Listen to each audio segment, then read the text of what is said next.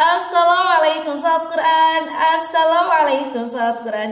Alhamdulillahirrahmanirrahim sahabat Quran dimanapun berada. Senang sekali ya kita berbagi lagi, kita ketemu lagi. Semoga sehat selalu sahabat Quran dimanapun berada dan berkah dunia akhirat, rezekinya, usianya dan sebagainya. Nah seperti biasa, saya akan berbagi hari ini dan sahabat Quran harus tonton dari awal sampai selesai biar ilmunya sampai paham juga. Nah bagi yang ingin bertanya silahkan di bawah ya komen ya, silahkan bertanya ya. Insya Allah bisa jadi jawab langsung atau nanti berbentuk video kembali vlog. Atau yang sudah bertanya itu ternyata sudah di vlog saya sebelumnya, silahkan mampir ke channel saya, silaturahim, lihat lagi materi-materi yang lain. Insya Allah semoga memberikan manfaat dunia akhirat untuk sahabat Quran ya. Dan seperti biasa sebelum dimulai bismillah dulu. Alhamdulillah saya punya insya Allah ini jadi kantor baru coming soon. Jadi senang sekali nge-vlognya udah terang, bersih. Bikin saya makin muda. Insya Allah ya. Dan semoga bisa berkembang, semoga silaturahim, semoga KS bisa ada di manapun, bisa ada di kota-kota yang lainnya yang selalu sayang sama KS, yang suka sayang doakan KS. Senang sekali kalau ada kata-kata kak di sini, senang banget ya, masya Allah banyak banget yang sayang sama KS. Semoga sahabat Quran juga disayangi oleh Allah, disayangi oleh saudara-saudaranya, teman-teman, tetangga semuanya disayangi. Amin ya rabbal alamin. Nah, hari ini saya akan menjelaskan tentang murojaah anak usia di bawah 5 tahun. Mungkin ini dari usia masih bulanan, 1 tahun, 2 tahun, 3 tahun, 4 tahun, kayaknya pokoknya di bawah 5 tahunnya ngertosnya. Ada terasa enggak? Pokoknya di bawah 5 tahun gitu ya. Ada banyak cara, ada banyak tipe gitu ya. Ini kita tidak ngomong tentang murojaah dekat atau jauh pokoknya ya.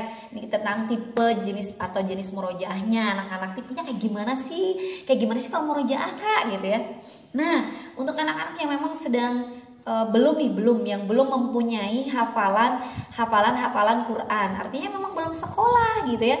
Seperti anak yang 2 tahun kurang, setahun setengah itu kan belum sekolah ya, belum punya hafalan. Nah itu biasanya itu di sebelum tidur gitu ya. Sebelum tidur tuh kita bacakan dulu surat-surat yang nanti persiapan akan yang dihafalkannya surat apa. Mau dari Anas, mau dari apa. Biasanya kalau saya sendiri memang Al-Fatihah dulu. Setelah Al-Fatihah surat An-Naba. Seminggu itu surat An-Naba. Nah anak-anak yang memang belum punya hafalan, seminggu itu surat An-Naba gitu. Biasa Al-Fatihah dulu, An-Naba sampai selesai. Itu saya ajarkan dari usia 1 tahun. Jadi 1 tahun itu bahkan bukan dari 1 tahun, anak saya itu memang dari bulanan gitu ya, itu dari Al-Fatihah dulu. Kemudian ketika mau tidur itu ya saya bacain Al-Fatihah kemudian surat An-Naba. Seminggu itu surat An-Naba, 2 minggu juga An-Naba gitu. Kecuali kalau sudah 2 tahun mereka sudah mulai ngomong dan ngikutin. Nah kadang saya sudah Al-Fatihah An-Nabanya hanya seminggu. Nah, kalaupun ada waktu anak-anak masih cenghar alias masih punya banyak tenaga, biasanya saya tambahin dengan surat yang baru. Itu hanya pengenalan dulu. Biasanya Masya Allah 2 tahun itu anak saya itu bisa nambah ngikutin beberapa ayat gitu, Masya Allah gitu ya. Dan tidak harus surat dari An-Naba dulu, silakan dari surat Anas dan sebagainya. Murojaah ya, pengenalan. Artinya murojaah atau pengenalan anak-anak yang memang belum ziyadah, artinya belum menghafal, belum sekolah. Bunda juga belum ngajarin ngapal, ini masih pengenalan. Nah terus dibaca terus.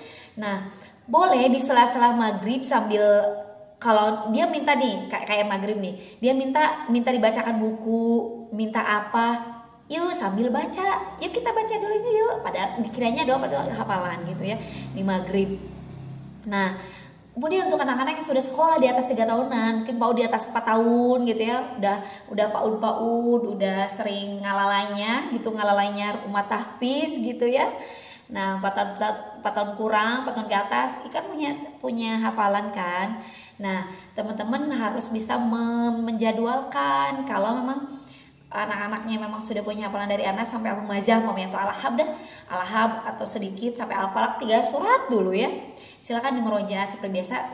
Kalau saya sendiri memang suka Al-Fatihah dulu ya, karena memang surat wajib yang di sholat, jadi mereka harus hafal dulu surat Al-Fatihah. Nah, kalau yang sudah punya hafalan, jadi diseriuskan. Maghrib itu untuk murojaah yang memang surat itu.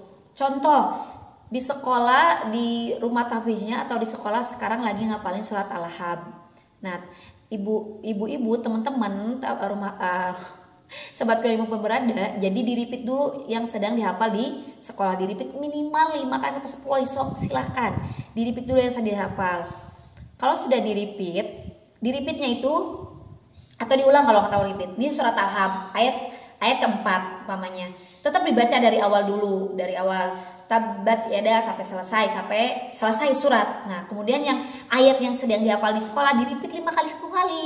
Nah, kalau sudah di-repeat silakan surat-surat yang terdekat, mau yang surat apalah apa yang terdekat ya. Nanti terdekat kalau sudah di-repeat. Nah, itu anak-anak yang sudah mempunyai hafalan.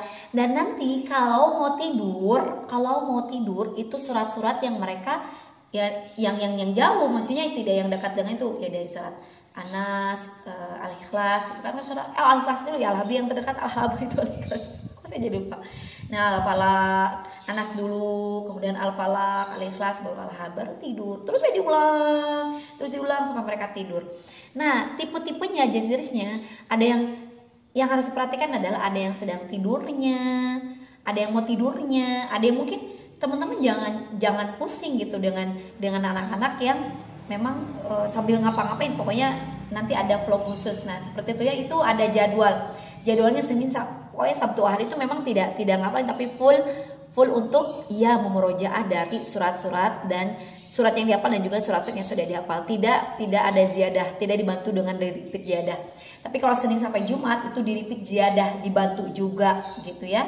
Jadi Maghrib itu khusus untuk merepeat ziyadah, harus memastikan juga anak, dan dibantulah kita kalau mau tidur itu repeat surat-surat yang lain, mengulang surat-surat yang lain seperti itu mau tidur.